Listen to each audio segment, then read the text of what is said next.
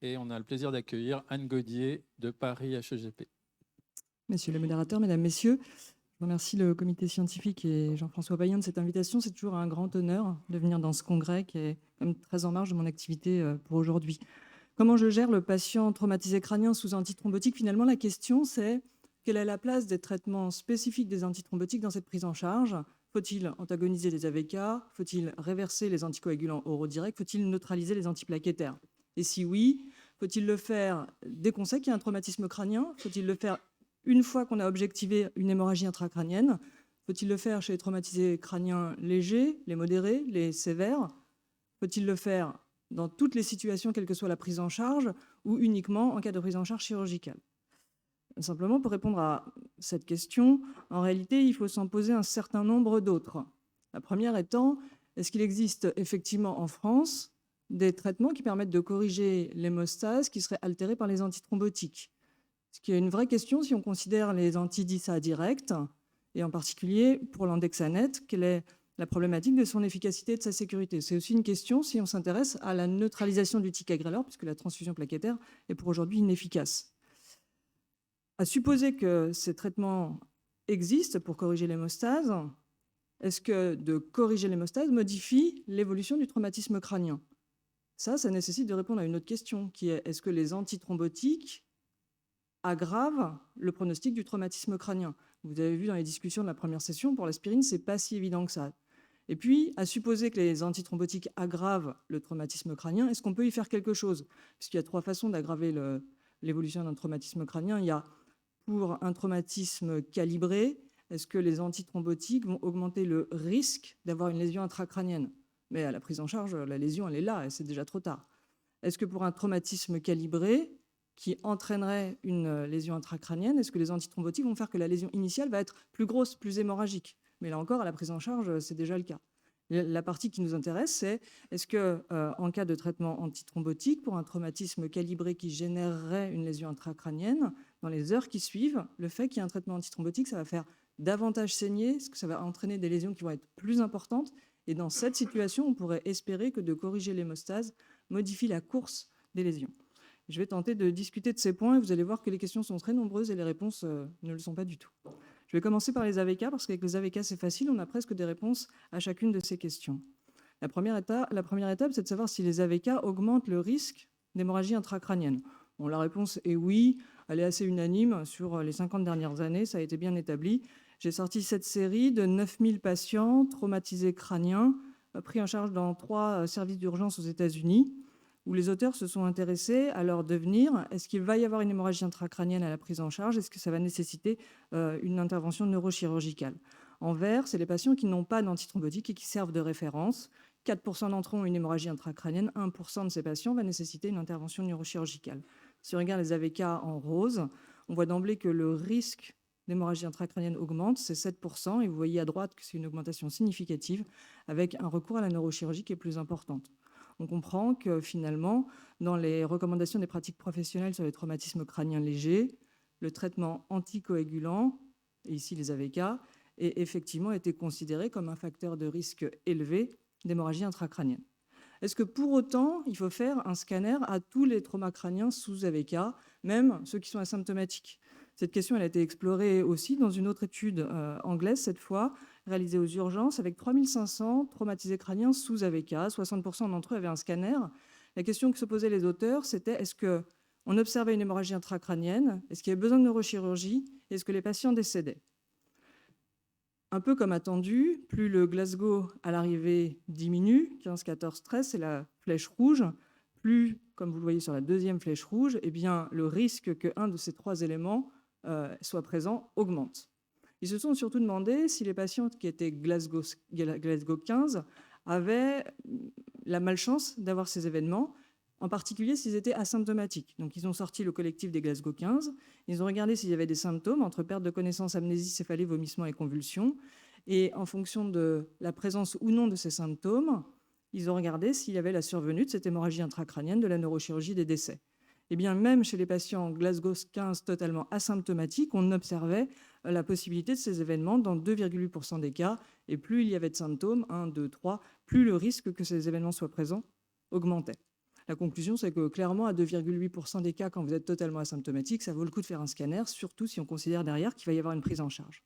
Ce qui nous ramène aux recommandations de pratique professionnelle. Le délai optimal de réalisation du scanner chez un patient traité par AVK, c'est le plus précocement possible et idéalement dans l'heure suivant l'admission. Ça vaut pour tous les traumas crâniens, pas que les légers. Si le scanner est normal, en présence d'AVK, faut-il répéter le scanner? Eh bien là, pour le coup, le risque d'hémorragie retardée, il est extrêmement faible.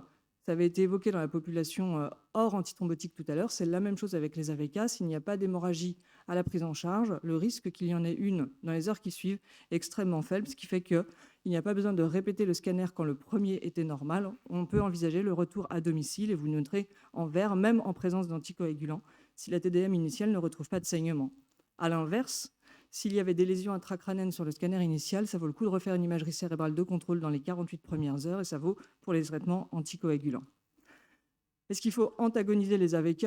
Bon, ça fait un certain nombre d'années que les recommandations elles sont formelles. Oui, en cas de traumatisme crânien avec hémorragie, il faut antagoniser les AVK. Étonnamment, il n'y a pas d'essai randomisé, il n'y a pas d'études extrêmement bien faites pour le démontrer. Et je suis donc allée chercher un peu à côté du traumatisme crânien l'étude de Karim Tazarourt, qui date un peu, maintenant c'était 2014, c'est une étude française. Il avait recueilli les données de patients traités par AVK et présentant une complication hémorragique. Et dans ce lot, il y avait des hémorragies intracrâniennes. Ça n'est donc pas que du traumatisme crânien, il y en avait 260. La question qu'il posait, c'était de savoir si les patients qui avaient une réversion des AVK en fonction des recommandations avaient une meilleure survie que ceux qui étaient soit pas du tout antagonisés, soit antagonisés un peu n'importe comment.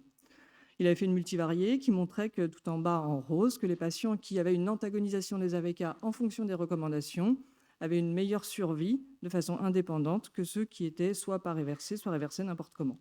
Ce qui nous amène aux recommandations de pratique professionnelle sur le traumatisme crânien léger, mais qui vaut pour tous les traumatismes crâniens sous AVK. Ce qui est proposé, c'est de réaliser une réversion immédiate des AVK chez les patients présentant une lésion hémorragique intracrânienne objectivée par une imagerie pour limiter le risque d'aggravation neurologique. Je dirais que le mot important dans cette affaire, c'est une lésion hémorragique intracrânienne objectivée. Aujourd'hui, il y a une discussion de savoir si, finalement, aux urgences, on ne pourrait pas réverser tous les traumas crâniens sous AVK. Il y a une étude en cours qui est menée par Angers, dont on n'a pas les réponses. Donc pour aujourd'hui, les recommandations, elles restent. Il faut en premier lieu vérifier qu'il y a une hémorragie avant de réverser.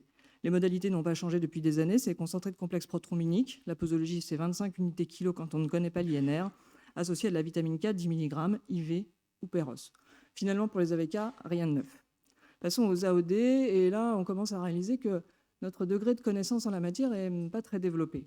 Les AOD, c'est donc les antidisadirects, l'apixaban et le rivaroxaban, et puis les antithrombines, le dabigatran.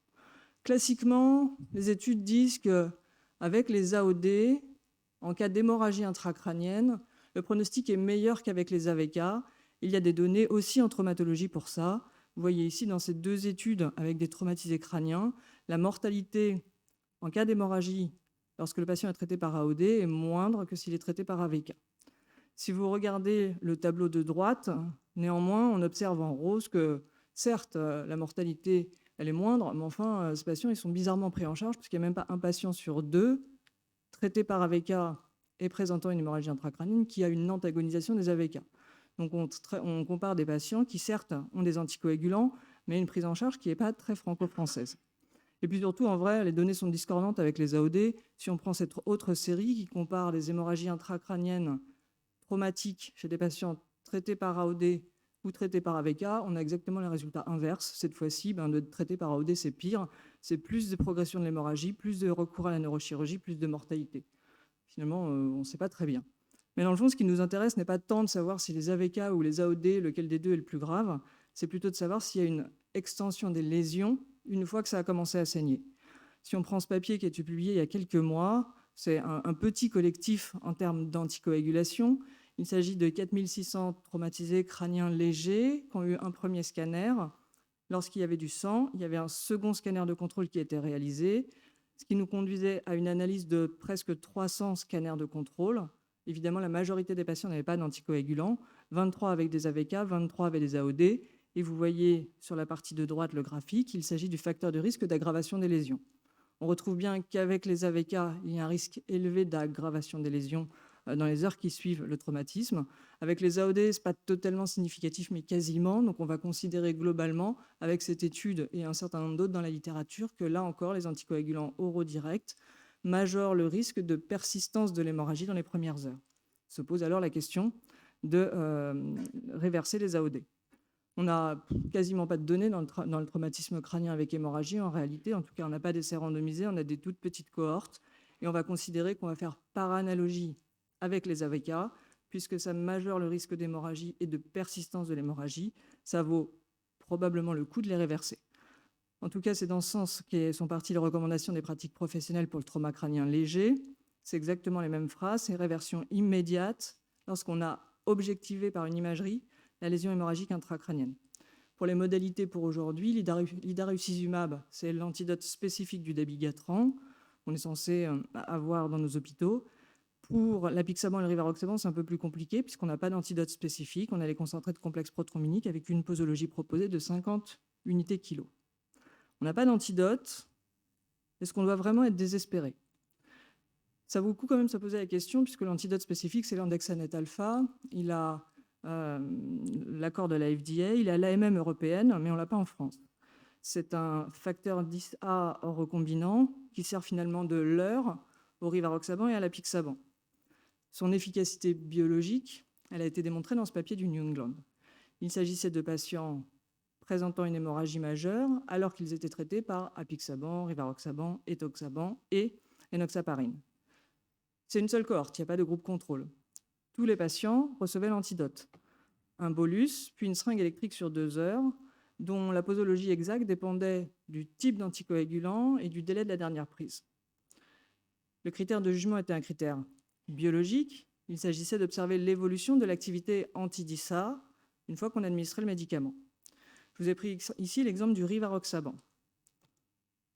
Vous voyez très clairement que l'efficacité biologique est démontrée dans ce papier, puisque lorsqu'on administre le bolus, dès les premières minutes, l'activité anti-DISA s'effondre, et puis elle reste basse tant que la seringue électrique continue. J'attire votre attention néanmoins sur certains points qui, il me semble, en cas d'hémorragie intracrânienne, sont un peu problématiques. La première chose, c'est que si on considère comme seuil de sécurité hémostatique 50 nanogrammes par millilitre, le seuil classique, vous noterez que plus d'un quart des patients restent au-delà du seuil, restent anticoagulés, alors même que vous avez utilisé cet antidote et que vous avez cette hémorragie intracrânienne. Surtout, une fois que vous avez arrêté la seringue électrique, 4 heures plus tard, on est donc 6 heures après l'initiation du traitement, eh bien vous noterez que 3 quarts des patients sont de nouveau anticoagulés. Je ne suis pas sûre que ce soit totalement satisfaisant si on discute d'hémorragie intracrânienne. Pour finir dans les problèmes, on a 10% d'événements thromboemboliques à 30 jours. Alors il n'y a pas de groupe contrôle. Les patients graves, on ne sait pas quelle est l'intensité des événements thrombotiques si on n'utilise pas d'antidote. Néanmoins, la semaine dernière, ce papier du JAMA a été publié qui compare les événements thromboemboliques chez des patients traumatisés avec une hémorragie intracrânienne selon qu'ils ont reçu des concentrés de complexe prothrombinique, de l'idarucizumab ou de l'andexanet. Il apparaît assez nettement que les événements thromboemboliques sont bien supérieurs avec l'andexanet. On comprend donc que la FDA ait demandé une étude complémentaire, cette fois-ci avec un essai randomisé permettant d'évaluer la place de l'andexanet. Moi, je ne suis pas totalement désespéré qu'il ne soit pas commercialisé en France aujourd'hui parce que je ne sais pas très bien comment on le positionnerait. Les antiplaquettaires. Alors, les antiplaquettaires, c'est des médicaments anciens. Et franchement, vous allez voir que dans l'hémorragie intracrânienne traumatique, on ne sait pas très bien ni quel est leur effet en termes de gravité, ni ce qu'il faut en faire. Pendant très longtemps, effectivement, on a considéré que même l'aspirine était un facteur de gravité et qu'en cas de traumatisme crânien, le pronostic devenait plus sombre. Effectivement, quand on prend des patients traumatisés crâniens, traités par un agent antiplaquettaire, si vous regardez que le petit tableau et le cadre bleu, on note que l'incidence de l'hémorragie intracrânienne après traumatisme crânien est parfois, dans certaines études comme dans celle-ci, élevée. 48% d'hémorragie intracrânienne pour l'aspirine, 30% pour les anti-P2Y12, 38% pour la bithérapie. Néanmoins, les patients qui ont une bithérapie ou de l'aspirine ne sont pas exactement les mêmes que ceux qui font du ski de bosse en plein hiver. Donc déjà, on ne peut pas comparer les populations. Je suis donc retourné chercher ma toute première étude de tout à l'heure pour voir si ces antiplaquettaires majoraient le risque d'hémorragie intracrânienne. Et vous voyez qu'en vert, l'aspirine en monothérapie, le clopidogrel en monothérapie, ici, n'augmente pas significativement ce risque. Il faut faire la bithérapie pour augmenter le risque. Donc on a cette fois-ci un papier récent qui montre que l'aspirine ne représente pas de surrisque. On a d'autres papiers qui montrent un peu tout et son contraire, comme celui-ci. On retrouve en rose que l'aspirine ne majore pas le risque d'hémorragie intracrânienne. Le bleu, c'est pour le clopidogrel. Vous noterez que le clopidogrel seul, parfois augmente, parfois n'augmente pas. En blanc, c'est la bithérapie. Parfois, ça augmente, parfois, ça n'augmente pas. Bref, c'est pas si facile que ça de se faire une idée. Or, si on n'est pas au clair sur savoir si ça majore le saignement, on ne peut pas tellement déterminer s'il faut réverser ces médicaments. Néanmoins, à partir de ces données, on a quand même considéré que la bithérapie, c'était franchement pire que l'aspirine et que l'aspirine, probablement, ça ne majorait pas les choses. Ce qui explique la classification des recommandations des pratiques professionnelles. On a mis dans le risque élevé la bithérapie antiplaquettaire et dans le risque intermédiaire la monothérapie, mais que chez les sujets les plus âgés, ceux chez qui finalement on retrouve une incidence élevée d'hémorragie en cas de traumatisme crânien. On a essayé d'être pragmatique. Ce qui fait que finalement, pour ce qu'on fait de ces données, en termes de nécessité de scanner, on a fait un peu comme les anticoagulants. Ceux qui sont à risque élevé, la bithérapie, vont devoir avoir un scanner dans l'heure. Ceux qui sont à risque intermédiaire, la monothérapie de plus de 65 ans, peuvent attendre jusqu'à 8 heures au maximum. L'aspirine seule, finalement, n'est plus une indication. Et puis pour le reste, finalement, si le scanner initial est normal, ils peuvent rentrer à la maison. S'il y a du sang, il faudra recontrôler dans un délai de 48 heures, finalement, comme pour les anticoagulants. De ce point de vue-là, la prise en charge est assez proche. Est-ce qu'il faut faire quelque chose? Est-ce qu'il faut neutraliser l'aspirine dans cette situation lorsqu'on objective une hémorragie? La réponse aujourd'hui, elle est plutôt unanime dans le sens de non. Je dis plutôt et dans le sens parce qu'il n'y a pas d'essais randomisés de bonne qualité. Néanmoins, la plupart des études de petite taille, de petites cohortes, qui ne sont pas randomisées, qui sont régulièrement rétrospectives, elles vont toutes dans le même sens, avec des résultats négatifs. Si parfois on arrive à réduire l'expansion de l'hématome, il n'y a pas de bénéfice sur la mortalité, voire même plus de mortalité, et puis pas de réduction du handicap. Pendant longtemps, on s'est dit, on n'a pas vraiment de données, mais dans le doute, transfusion quand même des plaquettes à ces patients-là, ça ne peut pas leur faire de mal. Et puis Patch est sorti, et Patch a montré que la transfusion plaquettaire pouvait faire du mal. Évidemment, ce n'est pas du traumatisme crânien, c'est des hémorragies intracrâniennes spontanées, avec des Glasgow entre 8 et 15. Ces patients, ils ont été randomisés soit pour recevoir une transfusion plaquettaire, soit des soins standards, dans l'idée que cette transfusion plaquettaire de patients traités par aspirine permettrait d'améliorer le pronostic. Or, les résultats ne sont pas du tout dans ce sens-là. Les résultats vont dans l'autre sens. Les patients qui ont reçu une transfusion plaquettaire ont une aggravation du pronostic évaluée sur un critère composite de décès et de dépendance à 3 mois, avec même plus d'effets secondaires. Ce qui fait que pour le traumatisme crânien léger, mais en réalité pour tous les traumatismes crâniens aujourd'hui, ce qui est proposé, avec des données limites, c'est de ne pas neutraliser l'aspirine en cas de lésion hémorragique intracrânienne. Est-ce que ça vaut pour toutes les prises en charge? Et en particulier, est-ce que ça vaut pour les patients qui sont opérés? Je vais m'éloigner du traumatisme crânien parce que les données ne sont pas évidentes à cet endroit pour aller chez les hémorragies spontanées. Ici, des hémorragies spontanées, 8000, certaines, 25%, sont traitées par des antiplaquettaires, d'autres pas. Et sur la mortalité, un peu comme dans le traumatisme crânien léger, il n'y a pas de différence. Mais ils se sont ensuite intéressés à la population de patients qui avaient nécessité de la chirurgie. C'est au milieu. Et là, on voit bien que les patients qui étaient traités par aspirine avaient une mortalité franchement plus élevée que ceux qui ne l'étaient pas après avoir été opérés. De là, l'idée que pour les patients opérés, on pourrait transfuser des plaquettes. Et cette idée, elle est soutenue par l'étude de Lee. On n'est toujours pas dans le traumatisme crânien, on est toujours dans les hémorragies spontanées. Ils ont pris 780 hémorragies des noyaux gris, nécessitant une craniotomie. Ils ont sélectionné les patients qui étaient traités par aspirine. Ils ont sursélectionné ceux qui étaient effectivement répondeurs à l'aspirine, ceux chez qui l'aspirine avait un effet, et les ont randomisés pour qu'ils reçoivent une transfusion, soit en pré-opératoire, soit en pré et en post, soit pas de transfusion. Et ils ont montré, pour la part qui nous intéresse, que les patients qui recevaient une transfusion plaquettaire dans l'idée de neutraliser l'aspirine avaient moins d'hémorragie post-opératoire, moins de volume d'hémorragie et moins de mortalité. Ce qui fait que finalement, les recommandations, cette fois-ci européennes sur la traumatologie, suggèrent de transfuser des plaquettes chez les patients qui ont une hémorragie intracrânienne et qui vont aller au bloc opératoire. Et qu'à l'inverse, ceux qui ne vont pas aller au bloc opératoire, il est plutôt proposé de ne pas transfusés d'antiplaquettaires. Je finirai avec les anti-P2Y12, enfin en réalité juste avec le clopidogrel, parce que pour le reste, on n'a quasiment pas de données, avec la question de savoir s'il faut réverser les clopidogrel et s'il faut réverser les bithérapies. Cette équipe, menée par Joseph, a pas mal travaillé sur le clopidogrel. Ils ont fait un premier travail qui comparait des traumas crâniens avec une hémorragie sous clopidogrel à des patients qui n'étaient pas traités par antithrombotiques. Et ils ont montré que les patients traités par clopidogrel avaient plus des progressions de l'hémorragie, plus de déficits et de handicap, et plus de recours à la neurochirurgie. Ils se sont posé la question de la transfusion. Ils ont comparé des patients transfusés à des patients pas transfusés avec le clopidogrel. Et ils ont montré ici qu'il y avait une amélioration avec moins de recours à la neurochirurgie et moins de mortalité. Et puis après, ils se sont dit, enfin, le clopidogrel, ce n'est pas de l'aspirine, ça inhibe franchement plus les plaquettes. Peut-être ça vaut le coup de transfuser une plus grande quantité de plaquettes. C'est ce papier-là.